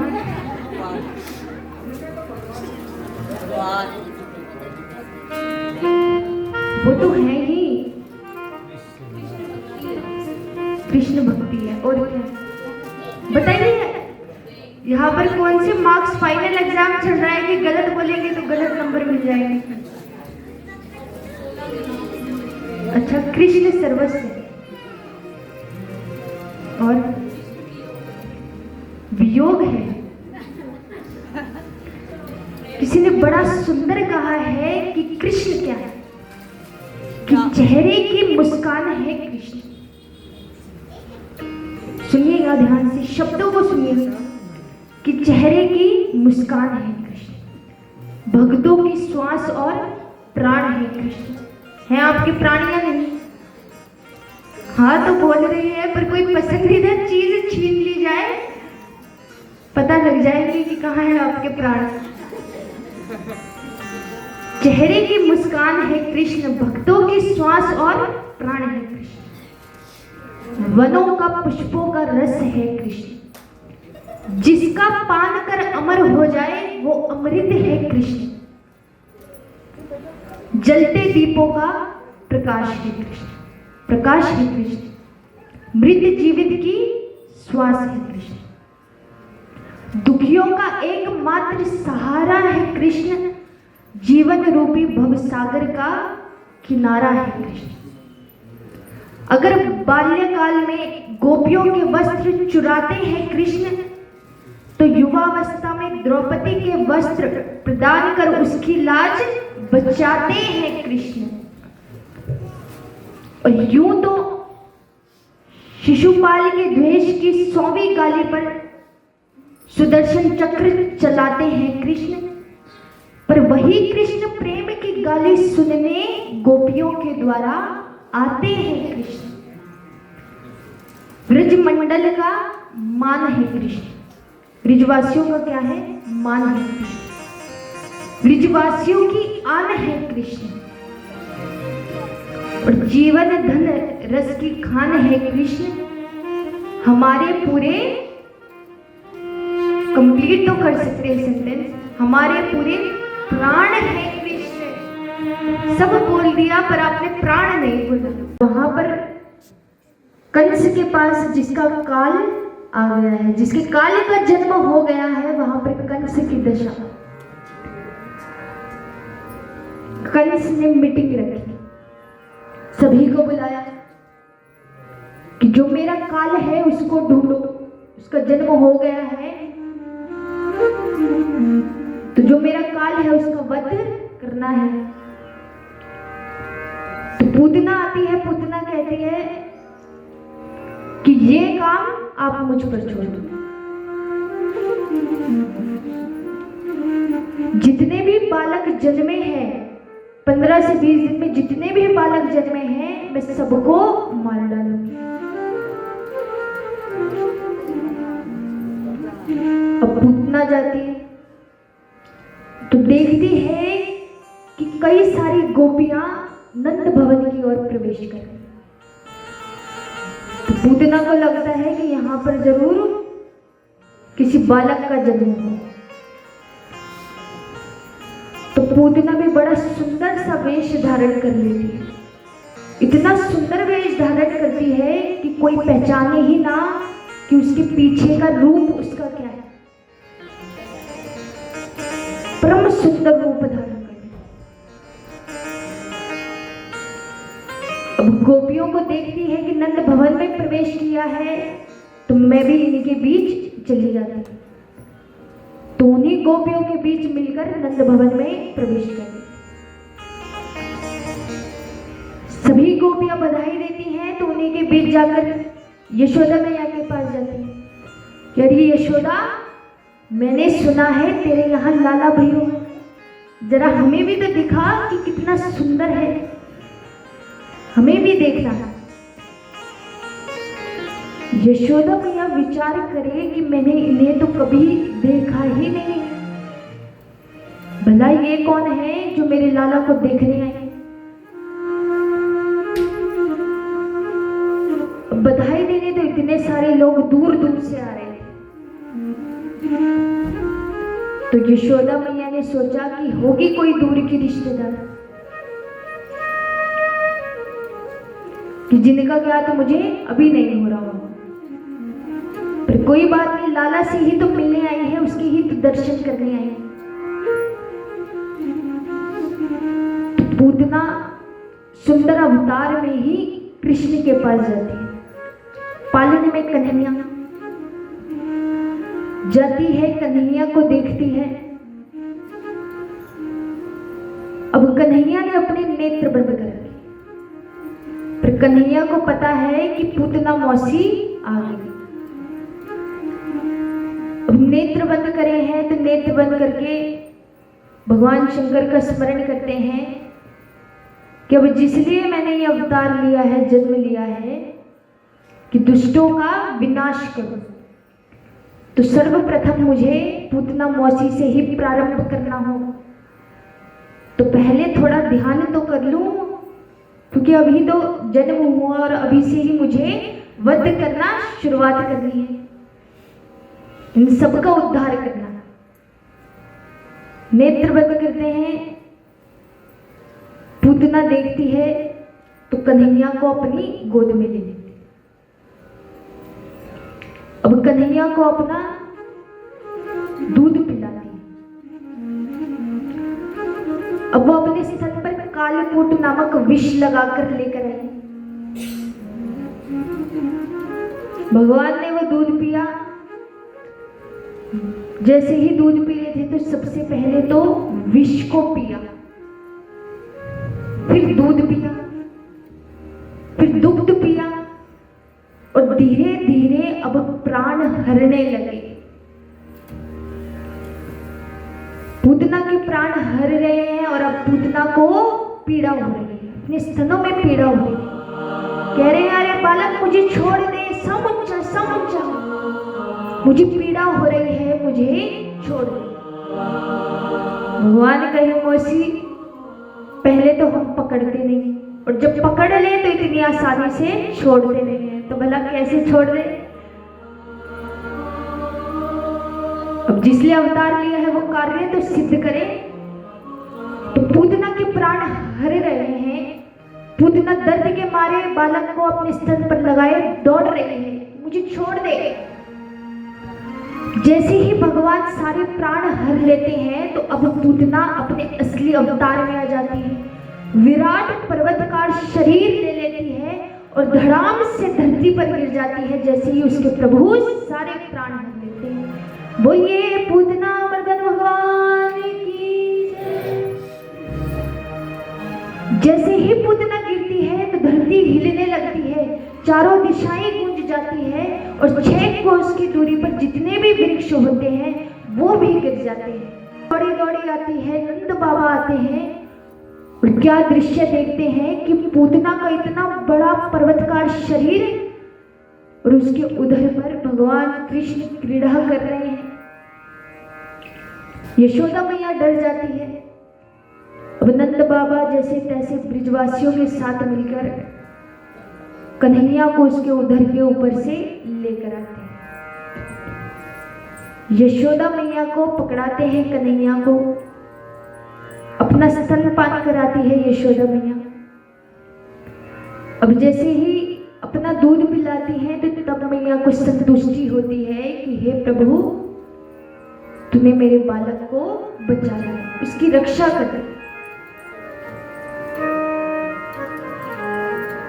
तो भगवान ने पूतना का उद्धार किया तो उसको मां की गति प्रदान करी। बोलिए कृष्ण कन्हैया। तो पूतना को मां की गति प्रदान करी क्योंकि उसने दुग्ध पान कराया था।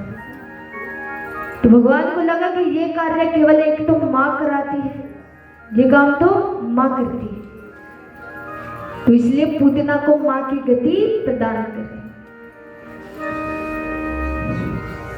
अब महाराज नंद भवन में तो उत्सव चल ही रहे हैं, उत्सव नहीं रुक रहे हैं। अब तो यशोदा मैया इतनी प्रसन्न है कि किसी न किसी बात पर गोपियों को बुलाती हैं और नाच गाना प्रारंभ कर देती है। तो एक दिन मैया कन्हैया को तैयार कर, श्रृंगार कर उनको पालकी में सुला देती। कन्हैया को पालकी में सुला देती हैं तो कन्हैया नींद में करवट लेते हैं और मैया देख लेती है। और ये देखकर मैया प्रसन्न हो जाती है कि अरे मेरे कन्हैया ने करवट ली। और खुशी में सभी गोपियों को बुलाती है, अरे सखी सुनो तो, अरे मेरे लाला ने आज करवट ली। इतनी खुशी। तो सभी सखियां को बुलाकर गीत गाती हैं। मैया कहती है कि देखो मेरा लाला सो रहा है, कहीं उसकी नींद न उठ जाए।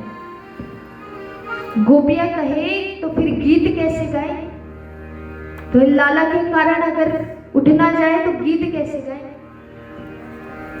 मैया ने क्या किया कि एक बैलगाड़ी थी, उसके नीचे भगवान की पालकी टांग दी और गोपियों के साथ गीत प्रारंभ किया, नाच गाना प्रारंभ किया। यहाँ पर कन्हैया की नींद जैसे खुलती है तो वो गीतों की आवाज सुनते हैं कि अरे ये क्या, ये तो सारे गोपियां मिलकर नृत्य कर रही हैं और मुझे यहाँ पालकी पर छोड़ दिया। मेरी ही खुशी में वो नाच गाना कर रही है और मुझे ही यहाँ पर पालकी में छोड़। इसी बीच कंस के द्वारा दूसरा राक्षस भेजा हुआ भगवान के पास आता है, शकटासुर। तो शकटासुर आता है और उस बैलगाड़ी के ऊपर बैठ जाता है। और जैसे ही वो बैलगाड़ी के ऊपर बैठता है कि भगवान धड़ाम से एक लात मारते हैं और आकाश में उस बैलगाड़ी को उड़ा देते हैं। बोलिए शकटासुर भंजन भगवान की। आकाश में वो बैलगाड़ी उड़ जाती है, भगवान उसका भी उद्धार कर देते हैं। अब जैसे ही ब्रिजवासी को पता लगता है कि अरे कन्हैया ने तो बैलगाड़ी आकाश में उड़ा दी, तो यशोदा मैया के पास जाते हैं, अरे मैया ये देखो कन्हैया ने क्या किया। पर कोई उन ग्वाल वालों की बात नहीं सुना, विश्वास ही नहीं करता। कन्हैया इतने में रोने लगते हैं कि ताकि कोई इस बात के बारे में इतना ना सोचे, तो अपने रोने के मुंह में ऐसे ही घेरते हैं। यशोदा मैया ने सब कुछ छोड़ दिया और कन्हैया को पकड़ लिया कि अरे तुम सब शांत हो जाओ, मेरा कान्हा रोने लग गया। कितना बोलते हो मेरा लाला, जाग गया और रोने लग गया। इस प्रकार से भगवान कई राक्षसों का वध करते हैं। तो एक दिन तृणाव्रत,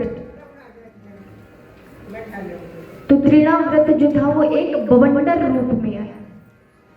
भगवान बाहर ही बैठे हुए थे और यशोदा मैया कुछ क्षण के लिए उनको वहां छोड़कर रख गई थी। तो बवंडर रूप में तृणाव्रत आया और भगवान को अपने साथ उस बवंडर में लेकर चला गया। अब आकाश में तृणाव्रत की पीठ पर भगवान ने अपना शरीर बढ़ा लिया, अपना वजन बढ़ा लिया।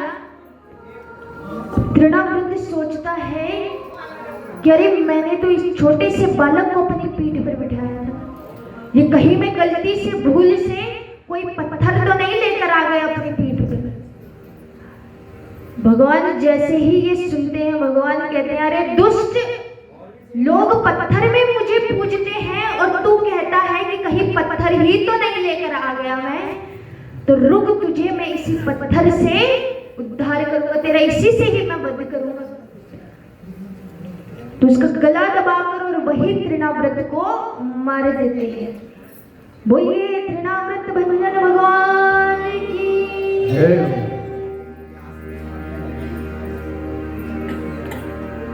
अब महाराज छोटे से कन्हैया, और जन्म हुआ नहीं कि एक एक राक्षस आते हैं और उनके ऊपर प्रहार करने लगते हैं। छोटो सो लाला क्या क्या संभाले।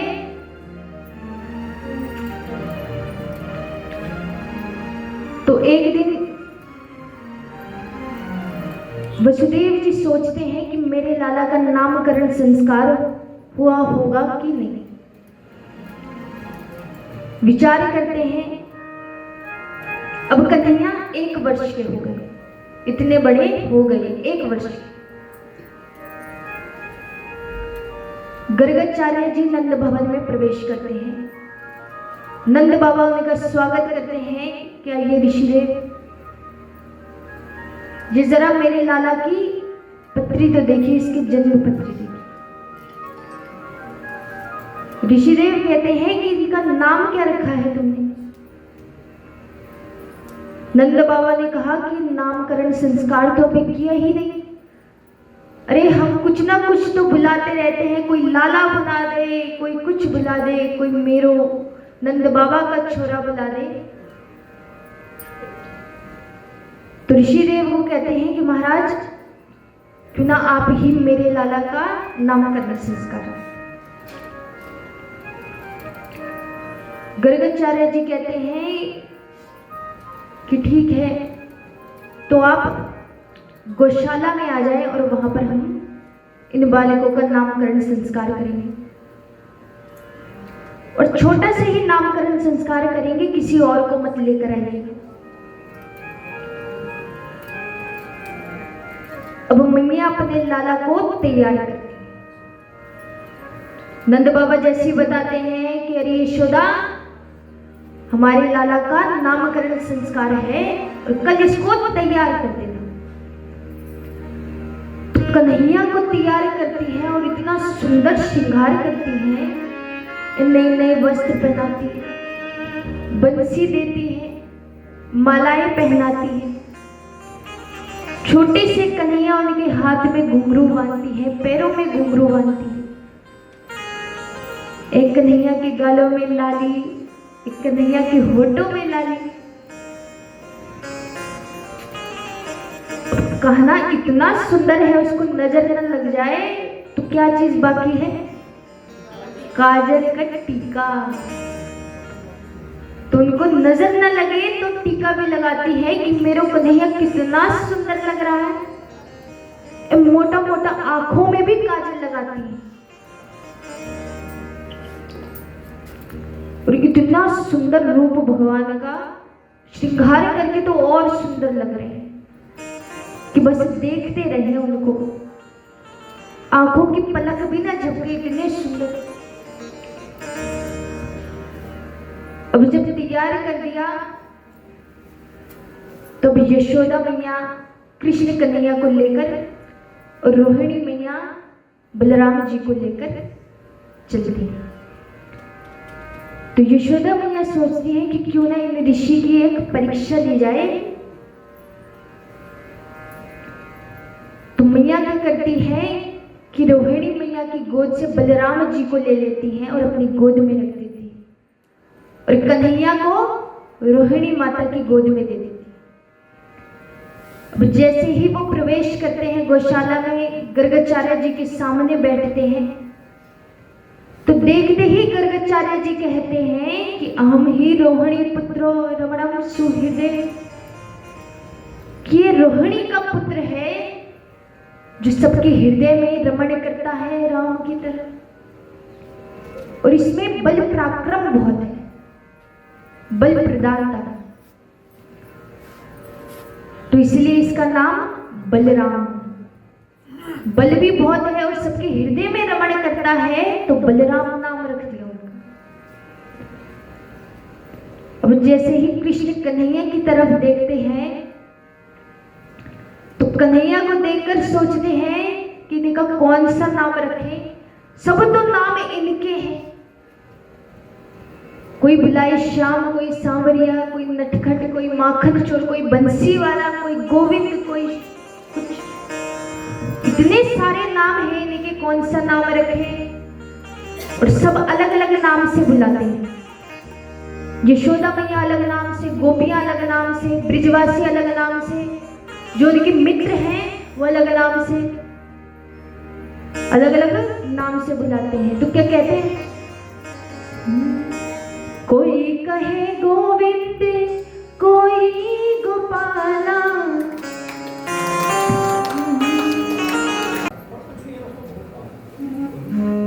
परम मंगल में परात पर परमेश्वर अखिलेश्वर भुवनेश्वर सर्वेश्वर सर्वाधार निर्विकल्प निरीह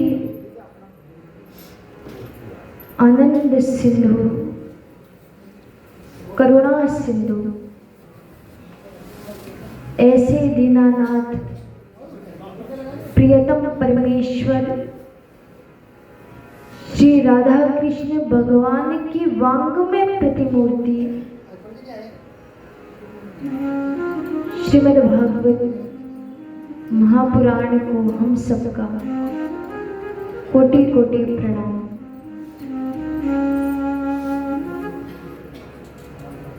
श्री सद्गुरुदेव महाराज के चरणों का स्मरण करते हुए कुल देवता, ग्राम देवता, स्थान देवता, पितृ देवता एवं कथा पंडाल में उपस्थित 33 कोटि देवी देवताओं को हम सबका कोटि कोटि प्रणाम। मंचस्थ उपस्थित आचार्य वृंद, संगीताचार्य वृंद एवं मेरे धर्म प्रेमी भाई बंधु, भक्तिमती माताओं बहनों, आप सभी को भी मेरा प्रणाम।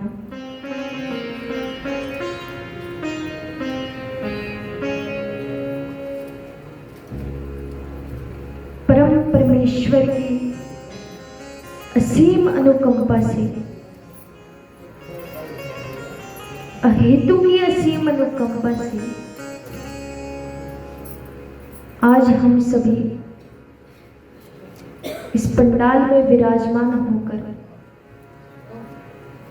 श्रीमद् भागवत की पंचम दिवस की कथा में अवगाहन करने जा रहे हैं, रसपान करने जा रहे हैं और कृष्ण का नाम सुमिरन करने जा रहे हैं।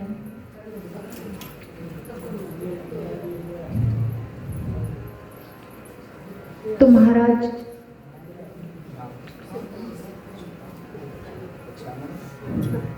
ऐसा क्या है वहां पे जो आप सब वही देख रहे हैं? बोलिए राधे राधे। तो महाराज कल की कथा में क्या हमने श्रवण किया, आप बताइए, क्या रसपान किया हमने? कल की कथा में किन किन भगवान का अवतार हुआ बताइए? आपने तो कथा पूरी सुनी है।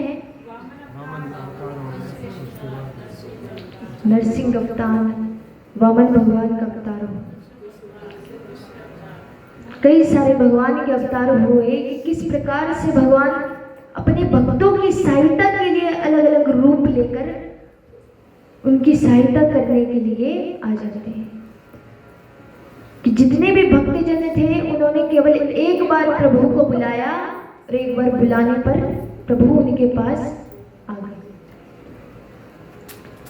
और कल कृष्ण जन्म भी हुआ। तो नंद बाबा के घर क्या भयो है? लाला भयो है। नंद भवन में खुशियां ही खुशियां झूम रही हैं। सभी जितनी गोपियां हैं सभी प्रसन्न हैं, नंद बाबा झूम रहे हैं, यशोदा मैया नाच रही है, सबको कह रहे हैं कि अरे सखी मेरे घर लाला भयो है, मेरे घर लाला भयो है। आनंद सच्चिदानंद स्वरूप जो आनंद है वो नंद बाबा के यहाँ जन्म। और नंद बाबा इतने प्रसन्न कि दान दिए जा रहे हैं। जो भी दिखाई दे रहा है अरे मेरे घर लाला भयो है, तुम भी दान लो। इतने प्रसन्न हैं कि सबको दान दिए जा रहे हैं। हीरे मोती ऐसे ही बिखरे पड़े हैं। गोपियों को बुलाते हैं, गोपियां भी नाच गाना कर रही हैं। यशोदा मैया और नंद बाबा को बधाई दे रही। नंद बाबा स्नान करके ब्राह्मणों को बुलाते हैं, अलंकार धारण करते हैं।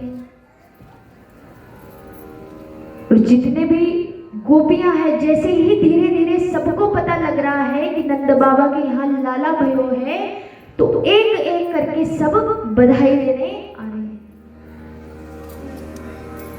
और जिनको नहीं पता था उनको भी लेकर जा रहे हैं, अरे सखी उनके यहाँ लाला भयो है, चल बधाई देने चले। और बधाई कैसे देते हैं? नाच झूम कर। अब गोपियां तो नंद बाबा और यशोदा मैया को बधाई दे रहे हैं, पर हमने कहाँ बधाई दी? कल तो कृष्ण का जन्म हुआ है तो हम नाचे, पर अभी उनके माता पिता को कहाँ बधाई दी? तो हम भी उनको मिलकर बधाई देते हैं। भोले बाबा गौर संगे नचने लग्यो जे मेरा भोले बाबा, मेरा भोले बाबा गौर संगे नचने लग्यो जे मेरा भोले बाबा।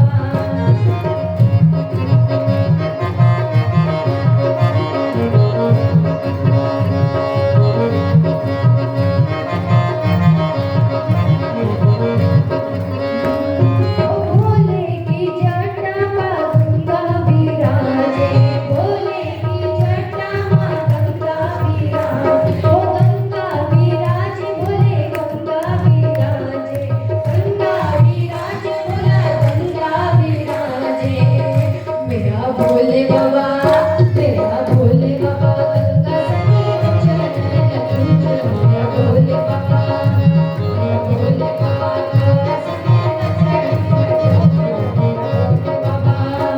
ओ भोले के माथे पर चंदा विराजे, भोले के माथे पर चंदा विराजे, ओ चंदा विराजे भोला चंदा विराजे, चंदा विराजे मेरा भोले बाबा, मेरा भोले बाबा चंदा संगे नचने लग्यो जे मेरा भोले बाबा, मेरा भोले बाबा चंदा संगे नचने लग्यो जे मेरा भोले बाबा। जोर जोर से नाम का संकीर्तन करते हैं। तो आइए हम सब भी मिलकर गिरिराज महाराज का स्वागत करते हैं, उनका नाम लेते हैं, संकीर्तन करते हैं। श्री गोवर्धन महाराज महाराज मेरे मोह के तिलक विराज गयो, श्री गोवर्धन महाराज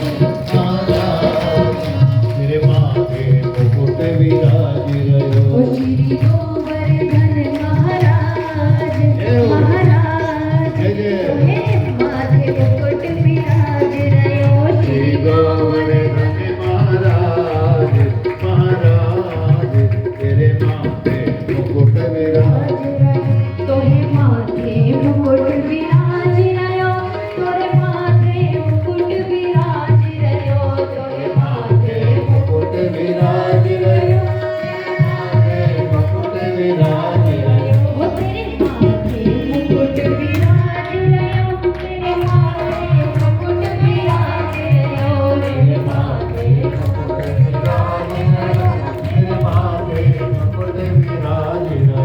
श्री गोवर्धन महाराज महाराज तेरे माथे मुकुट विराज रहो श्री गोवर्धन मुकुट विराज रहो बोले गोवर्धन महाराज की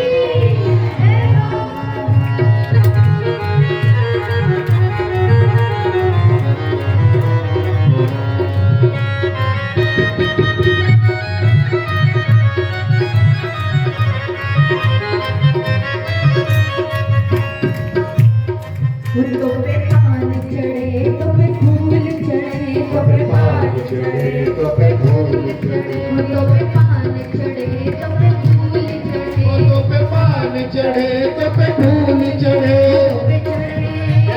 पे चढ़े दूध की धार आधार तुम्हें माथे मुकुट विराज रहो श्री गोवर्धन महाराज महाराज तेरे माथे मुकुट विराज रहो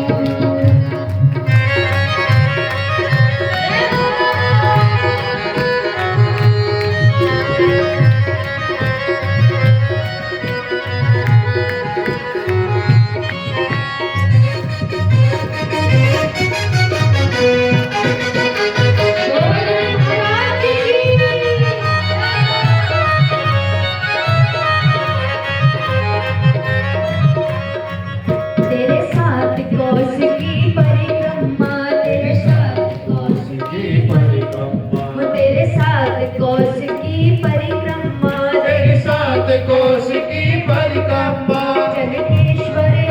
चलकेश्वर है विश्राम विश्राम तोहे माथे मुकुट विराज रहो जगदीश्वर है विश्राम विश्राम तेरे माथे मुकुट विराज रहो महाराज महाराज तोहे माथे मुकुट विराज रहो श्री गोवर्धन महाराज महाराज तेरे माथे मुकुट विराज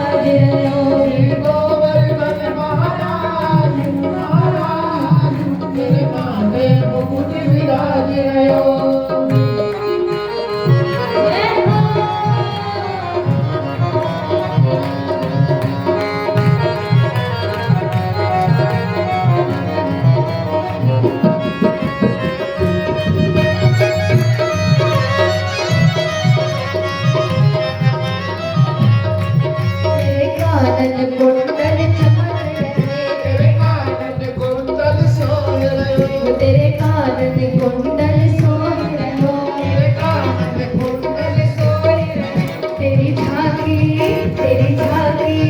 तेरी झांकी बनी विशाल विशाल तेरे माथे मुकुट विराज रहो श्री गोवर्धन महाराज महाराज तेरे माथे मुकुट विराज रहो श्री गोवर्धन महाराज महाराज तेरे माथे मुकुट विराज रहो श्री गोवर्धन महाराज महाराज तेरे माथे मुकुट विराज रहो तेरे माथे मुकुट विराज रहो तेरे माथे मुकुट विराज रहो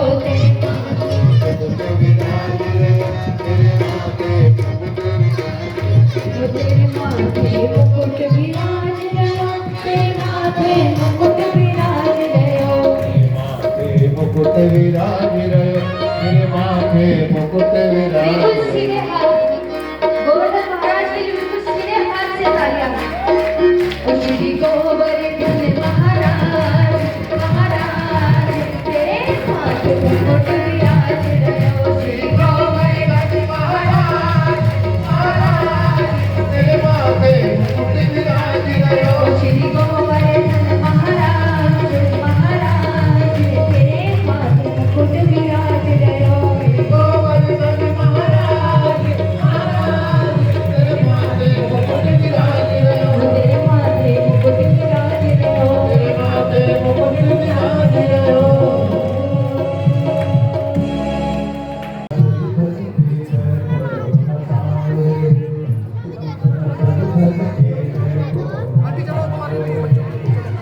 तेरे